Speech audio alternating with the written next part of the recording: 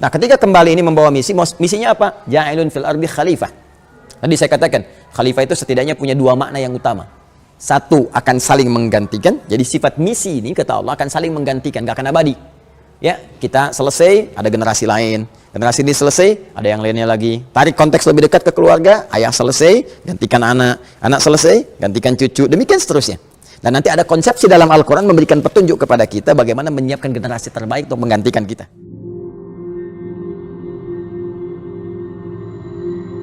Allah Subhanahu wa Ta'ala mencipta manusia dan memberikan misi. Ya, bukan hanya mencipta, tapi memberikan misi. Penciptaannya ada di Quran surah ke-15 di ayat ke-28. Dan dahsyatnya penciptaan ini diperkenalkan kepada malaikat dan jin yang sudah tercipta lebih dulu. Allah berfirman, wa idh qala rabbuka lil malaikati inni khaliqum basyara min salsalin min hama'in masnun.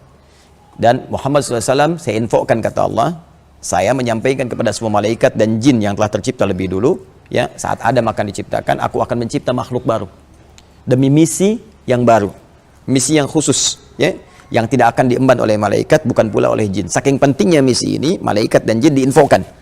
Ya, siapa nanti makhluk ini yang diciptakan? Nanti akan kita nyambung ke Al-Baqarah.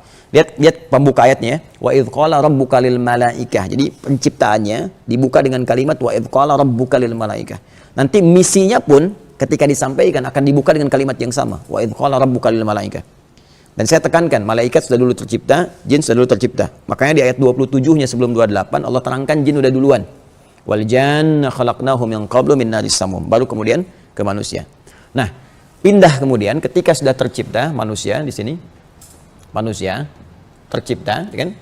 Nah, sudah tercipta tadi di Quran surah ke-15 Al-Hijr ayat 28, kan? Lalu sekarang misinya apa? Karena tidak boleh ada ciptaan Allah Subhanahu wa Ta'ala yang tidak mengandung makna, nggak ada faidah, nggak ada fungsi, nggak ada misi. Mustahil, ya. Karena semua apa yang diciptakan Allah pasti ada manfaat, ada visi, ada fungsinya dalam kehidupan. Baik, apalagi manusia. Ya, benda mati saja ada manfaatnya, apalagi manusia. Maka diinformasikan oleh Allah misi, ya, di balik penciptaan manusia ini. Apa tujuannya? Disampaikan di Quran surah kedua Al-Baqarah. Saya tuliskan Al-Baqarah di ayat yang ke-30. Perhatikan baik-baik, pembuka ini itu sama dengan pembuka yang di sini. Quran surah 15 dengan Quran surah 2, di ayat 28 dan 30 itu kalimat pembukanya sama. Jadi yang ini wa idh qala rabbuka lil malaikah, yang ini wa idh qala rabbuka lil malaikah. Seakan-akan misi manusia itu sama penting dengan penciptaannya. Jadi kalau ada manusia bertugas di bumi tidak membawa misinya, tidak mengimplementasikan misi yang telah Allah tetapkan, seakan-akan itu penciptanya dianggap tidak bermakna gitu bagi manusianya. Ya, seakan-akan saya nggak ciptakan kamu begini, gitu kan? Jadi ini penting untuk kita untuk membawa pemahaman ini supaya kita paham sampai dengan usia segini betul nggak kita membawa visi, ya, dan fungsi yang Allah telah berikan kepada kita. Apa itu? Wa idh qala rabbuka lil malaikati inni ja'il. Yang pertama inni khaliqun, yang kedua inni ja'ilun. Sebentar, sedikit sekali pengayaan yang singkat. Ya. Ini kembali ke Allah. Khaliqun. Inni ja'ilun. Awalnya sama-sama, pembuka awalnya.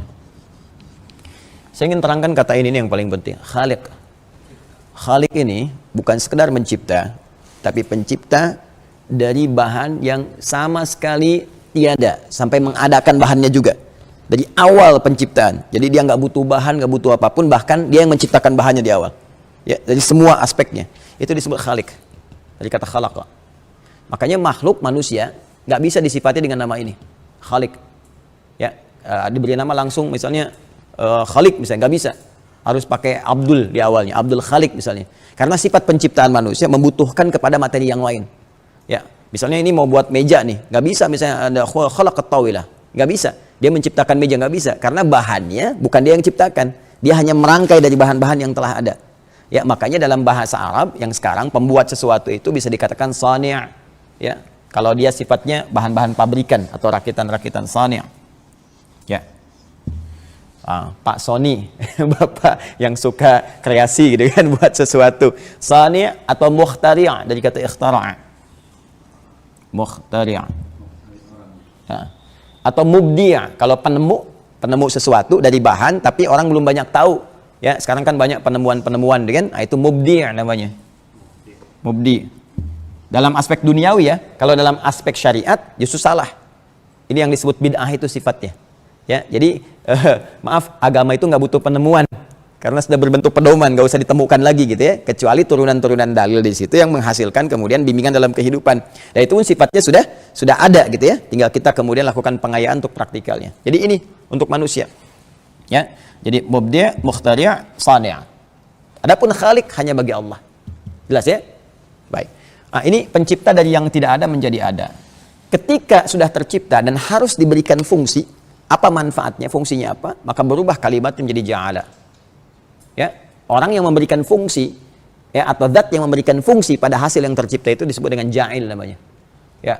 Jadi kalau ini misalnya spidol sudah ada, saya ingin katakan ini fungsi spidol. Ana ja'iltu ya hadzal qalama misalnya katiban ya, untuk menulis misalnya kan, atau wasilah lil kitabah sebagai perangkat untuk menulis. Ya, maka Allah sampaikan saya mencipta manusia dan saya berikan fungsi kepada manusia, misinya tuh ini. Dan jelas sekali tugasnya. Ja'ilun fil ardi. Ini yang pertama kali kita mesti ketahui. Ya. Ja'ilun fil ardi. Ah, ini dia nih. Fil ardi. Ah. Jadi misi kita bukan di langit. Asal kita yang dari langit. Awas, ini bukan asal kita di bumi. Kita berasal dari langit, kita itu istimewa, tinggi. Langit itu kan sama. Sama itu sumu, tinggi. Jadi kita itu makhluk terhormat. Ya, makhluk yang tinggi, dimuliakan oleh Allah Subhanahu wa taala. Ya, sama status dengan malaikat, ya jin yang taat sama-sama mulia. Tapi nanti manusia bisa lebih mulia dibandingkan dengan makhluk-makhluk tadi ketika berhasil membawa misi ini. Cuma diberi tugas untuk menentukan kemuliaan. Itu diberi tugas. Tugasnya di mana? Fil ardi, yang kita terjemahkan dengan bumi. Ya, asalnya ardun itu setiap tempat yang ditapak. Setiap tempat yang ditapaki itu ardun namanya. Walaupun misalnya sedang ada ke bulan, ya, sedang dinas ke bulan misalnya kan, sekarang pengen mencoba ke Mars misalnya. Nah, itu setiap tempat yang ditapaki walaupun di bulan jadi ardun. Karena asal kata ardun itu setiap tempat yang ditapak. Jelas ya? Karena umumnya beraktivitas di bumi, maka disebutlah dengan ardun itu bumi. Jelas? Nah, dunia itu sifatnya. Ya, jadi dunia itu asalnya bukan nama tempatnya, dunia itu sifatnya. Ya, nah ini penting sekali untuk kita sampaikan. Nah, dunia itu sifatnya. Nah, dari kata dana, yadnu dunuwan. Ya, sesuatu yang dekat atau berlangsung cepat. Ya, dekat atau berlangsung cepat, ya kan? Orang yang disebut dani, ya, dani, dana yadnu dunuwan. Perempuannya disebut dengan dania. Ya, Ahmad Dani gitu kan, Ahmad yang cepat. Ya, Ahmad itu sifat beribadah yang tinggi, cepat beribadah. Ya, misalnya ada nia yang cepat, yang dekat, nia daniyati, ya, bisa dia dania. Nah, ini ada dari sini. Ya, dana itu cepat. Kenapa sifat dunia disebut dengan dunia? Jadi, sifat ardun disebut dengan dunia, seakan memberikan kesan bahwa perjalanan hidup di dunia itu, di muka bumi itu cepat. Ya, kayaknya baru kemarin ya Ramadan. Sekarang udah tanggal 29 lagi. Kayaknya baru kemarin menikah, sekarang udah punya cucu. Ya, kayaknya baru kemarin gitu, kayaknya singkat, cepat, itulah ya, dunia. Dan ternyata misi ini saking inginnya Allah cepat kembali kita kepada Allah Subhanahu wa taala guna meraih rahmatnya, maka dijadikan kehidupan di muka bumi ini tidak berlangsung lama. Ya, untuk memberikan kesan kepada kita, satu saat cepat atau lambat dengan sifat cepatnya kehidupan dunia kita akan pulang. Kita akan pulang. Jelas ya? Nah, kalau sudah mengerti tentang ini, maka rahmannya Allah, kasihnya yang sangat dalam kepada setiap hamba menjadikan setiap hamba Allah itu diinginkan langsung oleh Allah sukses dalam rangka membawa misinya di bumi. Ya, untuk sukses inilah diberikan bekal-bekal. Cuma nanti dikembalikan ke manusianya, mau ikhtiar nggak memaksimalkan bekal ini saat bertugas. Jelas ya? Baik. Apa di antara bekalnya? Ini ja'ilun fil ardi, ini ya. Jadi misinya, kalau misi kan selesai, misi komplit kan harus kembali kan? Laporan kan? Sama saja kan? Kita pulang. Nah, ini misi komplit, kita pulang kembali kepada Allah, lalu dievaluasi bagaimana misi kita itu yang disebut dengan hisab nantinya. Nah, ketika kembali ini membawa misinya apa? Ja'ilun fil ardi khalifah. Tadi saya katakan, khalifah itu setidaknya punya dua makna yang utama. Satu, akan saling menggantikan. Jadi sifat misi ini kata Allah akan saling menggantikan, gak akan abadi. Ya, kita selesai, ada generasi lain. Generasi ini selesai, ada yang lainnya lagi. Tarik konteks lebih dekat ke keluarga, ayah selesai, gantikan anak. Anak selesai, gantikan cucu. Demikian seterusnya. Dan nanti ada konsepsi dalam Al-Quran memberikan petunjuk kepada kita bagaimana menyiapkan generasi terbaik untuk menggantikan kita. Nah, yang kedua, mana khalifah ini dari kata khalafa, turunannya adalah sesuatu yang membawa kebaikan, ya, kemakmuran, manfaat dan kesuksesan. Jadi seakan memberikan kesan saat bertugas nanti, apapun tugasnya harus sukses, harus membawa manfaat, harus baik. Makanya nanti turunannya Quran surah ke-17 ayat 70. Ya, surah 17 ayat 70. Walaqad karramna bani Adam. Ya, sungguh kami muliakan semua anak cucu Adam. Jadi saat kita turun ke muka bumi ini, kita membawa sifat kemuliaan. Itu yang harus ditransfer dalam kehidupan kita. Jangan sampai mengurangi kehormatan kita. Makanya turun hukum haram. Pernah dengar haram? Ini haram. Itu haram dari kata hormah. Nah, ini ada soundtracknya sedikit. Ini anak-anak nih. Biasanya lagi menghafal ya, ngulang dia. Nah, jadi hormah itu haram. Itu diserap ke dalam bahasa Indonesia di kata hormat. Hormat itu seakar dengan kata haram. Bukan diharamkan hormat, bukan. Asalnya turun hukum haram itu untuk menjaga kehormatan kita. Supaya tidak larut dalam kenistaan. Jadi jangan turun status menjadi makhluk yang tercela. Padahal asalnya terhormat gitu. Makanya lisan kita itu terhormat. Jangan dipakai untuk berkata yang kotor. Begitu berkata yang kotor menurunkan kehormatan kita. Asalnya demikian. Nah, jadi ini yang kita harus bawa misi kita di muka bumi. Apapun profesinya. Apapun pekerjaan kita, passionnya apapun, berlaku yang baik. Sukses di dalamnya. Bangun bumi dengan baik, niatkan sebagai ibadah, pulang kepada Allah.